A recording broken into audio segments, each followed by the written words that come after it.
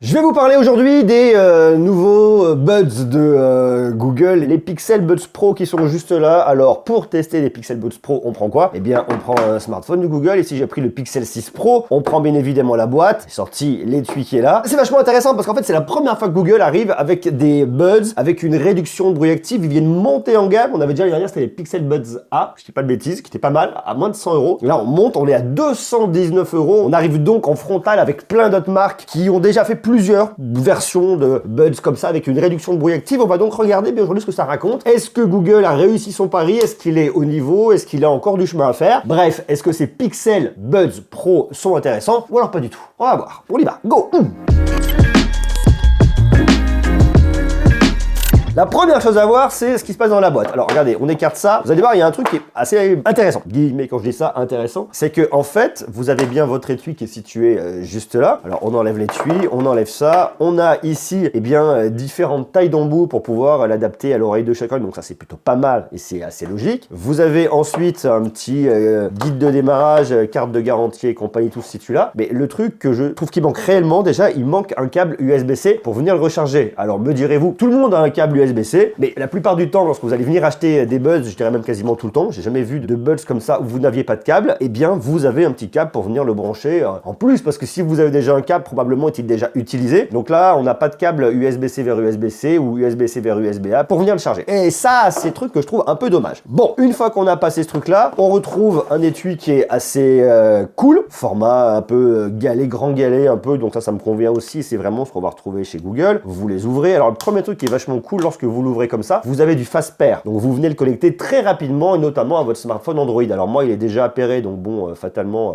ça va venir se connecter facilement. Donc ça, c'est très bien pour un premier appairage. Donc vous l'ouvrez, tac, ça s'appaire. Regardez, par exemple, là, il me le reconnaît directement. Je vois mon niveau de batterie. C'est une expérience Google, 100% Google, 100% optimisée pour Google et par Google. Donc fatalement, les planètes s'alignent. Donc ça, c'est plutôt bien. Premier point. Deuxième point, lorsque je l'ai vu, que je l'ai ouvert, eh bien, je prends mes petits Buds dans la main. Alors là, c'est pareil, on est sur un truc un petit peu pas standard, mais c'est des Buds, donc on connaît déjà un peu l'histoire, avec tous les capteurs que vous allez pouvoir avoir. Bon, ok, ça fonctionne, c'est plutôt cool. En termes de tenue et de confort, alors on vient les prendre, regardez, on va venir se rapprocher un peu. Vous le prenez et vous le mettez et vous le tournez un peu comme ça, comme des Buds, un peu standard. Donc on vient les prendre, on vient les tourner, on vient les mettre directement, hop là, dans l'oreille comme ça. Alors la tenue, je la trouve pas mauvaise, mais c'est pas là où je vais trouver la meilleure tenue par rapport à pas mal de Buds que je suis venu écouter. Alors on pourrait se dire, ok, est-ce que c'est la taille de mes embouts qui n'est pas la bonne? Auquel cas je vais venir changer, j'essaie, je vois le confort qui me convient. De facto, comme ça, c'est pas là où je vais trouver le meilleur confort. Après, à vous de voir. Alors, il existe un test que vous pouvez faire directement ici dans votre application, où vous saurez si ça convient et si la taille est bonne. Alors moi, j'ai fait le test, la taille est bonne, c'est bon, ça fonctionne. À vous de voir parce que ça va dépendre des oreilles de chacun. Il y a d'autres Buds que j'ai pu essayer, je trouvais que le confort était un peu meilleur. Bon, mais c'est pas mal. Franchement, c'est pas mal. Ils sont un peu plus gros, ils sortent un peu plus que certains que j'ai pu également tester. Bon, c'est pas forcément le truc qui va être rédhibitoire parce que, une fois de plus, ça dépend de l'oreille de chacun, ça dépend du conduit auditif de chacun. Donc bon, j'aime bien la copie, j'aime bien les Buds, j'aime bien l'idée, ils sont très cool. Donc ça, c'est un peu pour le début et pour la découverte. Maintenant, ce qui est vraiment intéressant et ce qui est venu faire Google ici, c'est qu'en fait, ils sont venus mettre un processeur adapté spécialement pour Google. De la même manière, ce qu'ils ont fait à partir des Pixel 6, Pixel 6 Pro et même sur le Pixel 6a aujourd'hui avec leur puce Google Tensor, eh bien, ils font des puces maison. On veut vivre un peu en autonomie avec notre design personnel au niveau de notre puce pour l'adapter complètement à nos usages et aux besoins de nos consommateurs. Donc là, c'est pareil. Ils nous ont fait un processeur maison pour avoir une vraie expérience Google parce qu'en fait, l'idée de ces Buds, alors effectivement, c'est d'écouter de la musique, mais c'est de profiter d'une expérience Google à fond. Notamment, vous allez le prendre et vous allez dire OK Google, aide-moi à parler espagnol, aide-moi à parler anglais, aide-moi à parler finlandais, j'en sais rien, finnois, aide-moi à parler chinois et lui va faire de la traduction en temps réel. Donc ça, c'est vachement cool. Ça permet effectivement d'échanger directement avec quelqu'un ou si vous êtes sur une vidéo YouTube qui est pas dans une langue que vous parlez, mais vous allez avoir une traduction. Alors, c'est pas tout à fait la même chose que si vous compreniez l'histoire, mais malgré tout, ça va venir vous aider. Et pour ça, eh bien, il passe par des processeurs, par des puces maison. De la même manière, on a un algorithme maison, c'est Google, hein, Google fait du Google, donc une fois de plus, expérience vraiment optimisée pour les services Google, tout en sachant qu'après, ils ont fait le choix de nous mettre un haut-parleur ici, un petit driver de 11 mm. Jusque-là, ça me va bien. Maintenant, le truc qui est un peu moins bon, c'est toute l'expérience en écoute en musique. Je vais trouver que il manque un petit quelque chose dans les hauts médiums et dans les aigus. aigu, il manque une précision, il manque une clarté, il manque des cymbales que j'ai pas venu retrouver. Vous savez, on a tous des morceaux qu'on connaît parfaitement bien et qu'on maîtrise. Et lorsque je vais écouter quelques morceaux de référence comme ça, eh bien, vous voyez, j'ai l'habitude d'entendre par exemple une petite cymbale, ting, ting, ting, ting, ting, ting, ting. Et ben là, je l'ai pas. Là, je l'ai pas, elle manque complètement. Alors pour autant, ça va ronronner un peu. On sent qu'il y a du grave derrière et c'est flatteur. Mais toute la précision en haut, il m'en manque un peu. Donc j'ai vraiment ce médium qui est pas mal fichu, médium grave. Je n'ai pas trouvé que les basses sont les plus précises, mais ce qui va me gêner surtout, c'est vraiment toutes ces fréquences plus aiguës au médium aigu, où là, je vais vraiment bien manquer de précision. Et pour toutes les personnes qui vont vouloir écouter du jazz ou même n'importe quelle musique, hein, dès lors que vous avez des fréquences un peu plus aiguës, il y en a fatalement, bien évidemment, mais où on veut venir les chercher, les entendre, eh bien c'est perdu et vous les avez pas. Et je trouve ça dommage. Alors j'ai fait le test avec la réduction de bruit active activée, avec la réduction de bruit coupée, parce que des fois vous avez un peu d'électronique et ça vous mange un peu de son. Ça c'est un peu le point faible. Je trouve qu'à 219 €, il nous manque quelque chose par rapport à d'autres concurrents. Si vous regardez par exemple les Galaxy Buds 2 Pro, ça on va le retrouver. On a toutes ces fréquences aiguës qui sont précises et là on les a pas. Et vous regardez du côté de chez Sony aussi, vous trouverez des choses avec beaucoup plus de précision. Alors pour autant, je jette pas du tout la pierre à Google, mais vraiment pas. C'est une première version qu'ils vont venir faire ici sur des Pixel Buds Pro, donc fatalement, ils essayent, ils avancent et on n'avance pas par pas. C'est des choses qui seront corrigées sur les générations suivantes. Peut-être même d'ailleurs que ça sera corrigé d'ici peu de temps d'un point de vue purement logiciel, parce que vous avez des drivers qui font le taf, hein, qui peuvent délivrer ces fréquences aiguës. Mais bon voilà, il manque encore des choses. Il y a un autre point qu'il faut venir voir ici, c'est la réduction de bruit actif, parce que c'est quand même le truc qu'on nous promet ici. On a de la réduction de bruit active avec le Silent Seal. En fait, ce qui se passe, c'est que vous avez deux choses. Première chose, vos buds, comme ils rentrent quand même bien dans vos oreilles, ils vous bougent bien les oreilles, vous avez une réduction de bruit passive, c'est-à-dire qu'on va venir couper le son qui rentre, une partie. Bien évidemment, c'est pas magique non plus, mais ça coupe quand même pas trop mal. La réduction de bruit passive, elle fonctionne bien dès lors que vous avez trouvé des embouts qui vont bien vos oreilles, vous les positionnez, vous les tournez, on est bon. En plus de ça, vient se rajouter quoi? Une réduction de bruit active, c'est-à-dire que vous avez des micros qui vont venir capter le son extérieur, qui vont le comparer au micro à l'intérieur, donc on va venir faire un différentiel entre l'extérieur et le son à l'intérieur de vos oreilles, et l'algorithme qui va venir travailler et qui va faire ce qu'on appellera un système de hors-phase qui va venir annuler en fait le son. Le son, ce sont des ondes. Et donc lui, ce qu'il va venir faire, c'est créer la même onde, mais en négative, ce qui fait qu'on va venir annuler le son et que le son n'existe plus. C'est le principe du hors-phase en fait. Je trouve que franchement, ça fonctionne pas trop mal pour une première version, mais également à 219 €, je trouve que sur le marché, on trouve des écouteurs avec une meilleure réduction de bruit active. Pour autant, et une fois de plus, je le pense, je le dis, je le redis, c'est la première version de Google ici avec cette réduction de bruit active, donc ils ont des choses à venir améliorer d'un point de vue logiciel, mais quand on connaît la force de frappe de Google, je pense que c'est des choses qui vont venir soit corrigées par une mise à jour, soit par une version numéro 2 d'un produit si c'est des petits ajustements d'un point de vue matériel. Autre truc qu'on vient voir ici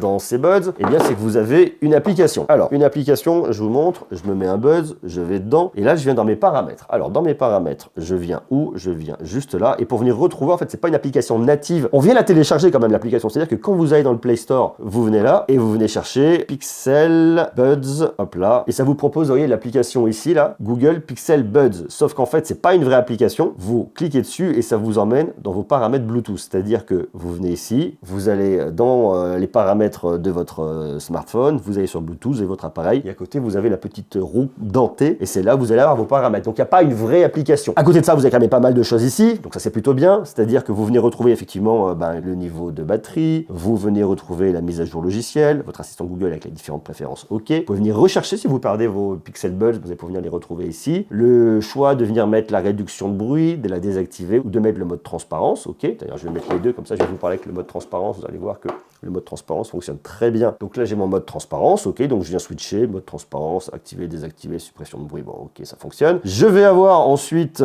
toutes mes commandes tactiles, ça c'est pareil, elles marchent très bien. Alors, vous pouvez faire le choix de les désactiver si vous le souhaitez. Vous pouvez venir les personnaliser sur un appui prolongé, notamment appui prolongé, écouteur droit. Alors moi, j'ai mis activer, désactiver la réduction de bruit, donc ça c'est ici. Je peux mettre l'assistant Google si je le souhaite, et la même chose de l'autre côté. Et puis ensuite, je peux venir changer 2-3 modes. Lorsque je vais venir par exemple activer, désactiver ma réduction de bruit, eh bien je peux mettre la suppression de bruit ou le mode transparence. Et si je veux, je peux mettre aussi le mode désactivé. Ça dépendra de vous, ça dépendra de ce que vous voulez en faire, ici et ça. Et ensuite, on vous explique comment ça marche. Vous faites glisser vers l'avant, vous montez le son, vous faites glisser vers l'arrière, vous baissez le son, vous appuyez une fois, lecture, pause, vous appuyez 2 fois, morceau suivant, 3 fois, morceau précédent, et lorsqu'on vous appelle, vous appuyez une fois, vous répondez, vous appuyez 2 fois, vous refusez l'appel, et je trouve ça vraiment pas mal. Et ça fonctionne bien, ça se personnalise bien, bon ok, là j'ai tous les paramètres, ça marche très bien, donc pas de souci. Je peux venir tester l'ajustement ici, je peux avoir le basculement audio activé, vous voyez, ici, hop, hop là, votre casque peut changer de source audio directement en fonction de ce que vous faites, donc ça marche, ok. Puis je vais avoir le multipoint si je veux me connecter à différents appareils très facilement. Et après, je vais avoir d'autres paramètres ici, mise en pause automatique, mise à jour du micro-logiciel, à propos, notification par email, bon, je vous passe le truc. Et ensuite, je peux venir cocher, décocher les appels téléphoniques si je les autorise directement par mes buds ou pas. L'audio HD AAC, alors ça c'est pareil, c'est un truc, vous voyez, je trouve que c'est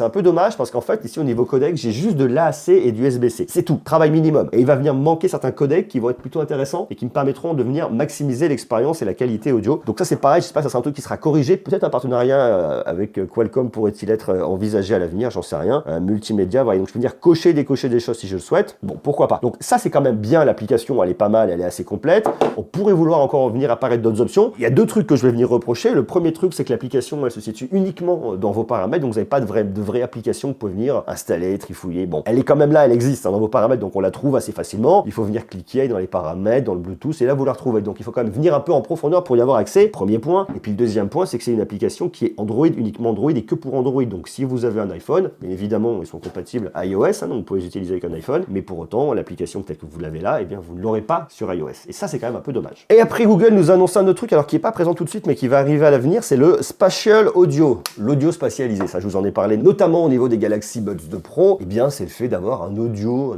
spatialisé qui va venir ouvrir un peu le spectre. Et ça arrivera à l'automne. Ça, c'est une mise à jour qui arrivera. Donc, vous voyez, c'est intéressant. Donc, il se peut qu'il y ait d'autres mises à jour qui se déploient pour venir améliorer la qualité, améliorer la réduction de bruit, et petit à petit, que les choses viennent être un peu plus sexy. Et je précise qu'au moment où je tourne cette vidéo, on est en août 2022. Parlons de l'autonomie. Ça, c'est un truc qui est intéressant parce que l'autonomie ici, elle est quand même plutôt bonne. On nous annonce jusqu'à 7 heures d'écoute avec la réduction de bruit activée et jusqu'à 11 heures d'écoute sans la réduction de bruit activée. Autant vous dire qu'on peut quand même aller un petit peu loin. Et là, je parle qu'au niveau des buds, parce que si vous rajoutez votre rechargement ici, vous allez venir pousser jusqu'à 20 heures avec la réduction de bruit activée et jusqu'à 31 heures avec la réduction de bruit coupée. Tout en sachant que vous pouvez venir le recharger, bien évidemment ici, en USB-C. Bon, vous n'avez pas de câble, donc soit vous allez en acheter un, soit vous en avez déjà un, soit vous pouvez venir utiliser un chargeur compatible QI pour venir le recharger sans fil très facilement, tout en sachant que le Pixel Stand de deuxième génération, lui, est compatible. Donc si vous avez déjà un Pixel Stand 2, eh bien, vous pouvez venir le prendre pour venir recharger ici vos petits buds. Mais là où c'est vraiment intéressant, et comme c'est l'expérience Google optimisée pour Google, c'est le fameux OK Google. Vous pouvez venir lui demander tout ce que vous voulez. Tout ce que Google sait faire, il saura le faire. Et il va venir vous lire vos notifications. C'est-à-dire que vous allez avoir votre agenda, vous allez avoir vos SMS, vous allez avoir vos emails, vous allez avoir des informations de trafic, vous allez avoir des informations sur le vol d'un avion, enfin pas mal d'informations intéressantes ici, qui vont venir vous faciliter un petit peu la vie. Ici, bien évidemment, vos buds sont certifiés IPX4, donc résistants à la sueur, donc vous pouvez venir faire du sport avec. Le boîtier, lui, ne l'est pas, c'est de l'IPX2, donc bon, on va venir éviter de le faire rencontrer de la flotte pour éviter les soucis. Et on a ici du Bluetooth 5.0. Alors, globalement, quel retour vous donnez?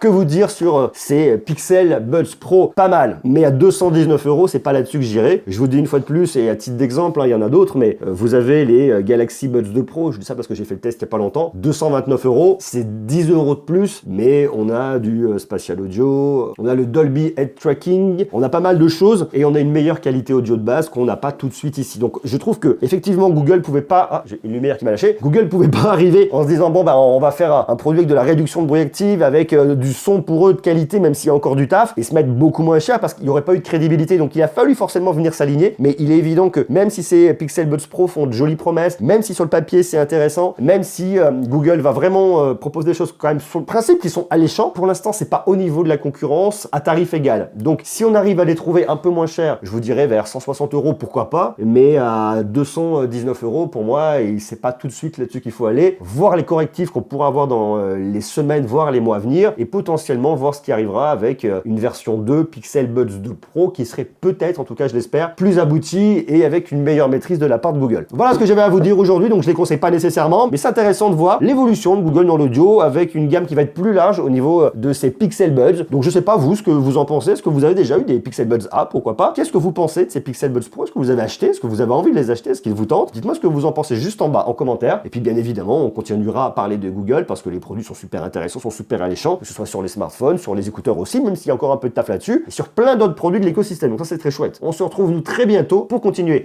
à parler de tech, et ça aussi c'est chouette. Je vous embrasse, beaucoup d'amour. Bisous, ciao.